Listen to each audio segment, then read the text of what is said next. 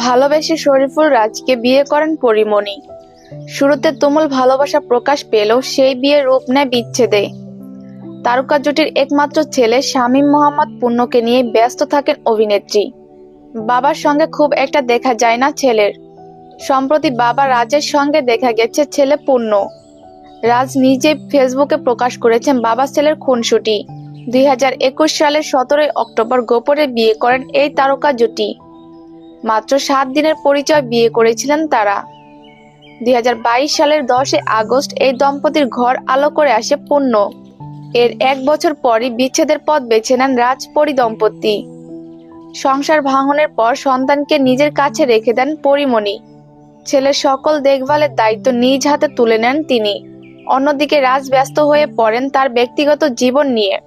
বিচ্ছেদের পর বিভিন্ন সাক্ষাৎকারে পরী জানিয়েছেন বাবা হিসেবে সন্তানের প্রতি কোনো দায়িত্ব পালন করেননি শরীফুল রাজ। সবটা তার নিজেরই সামলাতে হয়েছে। বিশেষ কোনো দিনও পূর্ণের পাশে দেখা মেলেনি বাবা রাজের। যেসব ঘটনা নিয়ে আক্ষেপও শোনা গেছে পরীর কণ্ঠে। একই সঙ্গে ক্ষোভও ছিল প্রাক্তন স্বামীর প্রতি। তবে সম্প্রতি এক ভিডিওতে বাবা শরীফুল রাজের সঙ্গে দেখা মিলল পূর্ণের।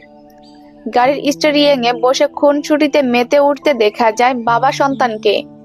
সেই মুহূর্তে ভিডিও ফেসবুকে প্রকাশ করেছেন শরীফুল রাজ। লিখেছেন, আমার ছেলের প্রতি আমি কিভাবে ভালোবাসা প্রকাশ করতে পারি। পৃথিবীর কাছে আপনি একজন মানুষ হতে পারেন, কিন্তু একজনের কাছে আপনি হয়তো পৃথিবী। তোমাকে ভালোবাসি আমার চ্যাম্প। সেই ক্যাপশনে নতুন বছরের শুভেচ্ছাও জানান শরীফুল রাজ। এদিকে রাজের সঙ্গে পূর্ণকে দেখে নেটিজেনরা পরীমণিকে খোঁজ ফিরিয়েছেন। অনেকেই বলছেন, তাহলে কি আবারও সম্পর্ক স্বাভাবিক হয়েছে রাজ পরীর? এমন প্রশ্নের কারণও অবশ্য রয়েছে।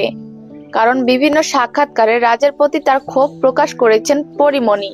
এমনকি সবশেষ গেল সেপ্টেম্বর নিজের প্রাক্তন স্বামীর সঙ্গে বিবাহ বিচ্ছেদের 1 বছর পূর্তি উদযাপন করেছেন তিনি। সেখানে রাজের সঙ্গে পরীর ছেলেকে ঘুরে বেড়াতে দেখে অন্তর্জালে বিভিন্ন গুঞ্জন, প্রশ্নের সৃষ্টি হয়েছে। অনেকে মনে করেছেন হয়তো সন্তানের টানে বরফ গলছে রাজ পরীর। তবে বিষয়টি নিয়ে পরীমণির পক্ষ থেকে কোনো মন্তব্য আসেনি। দুজনই এখন দুই জগতের বাসিন্দা, মন দিয়েছেন নিজেদের কাজে।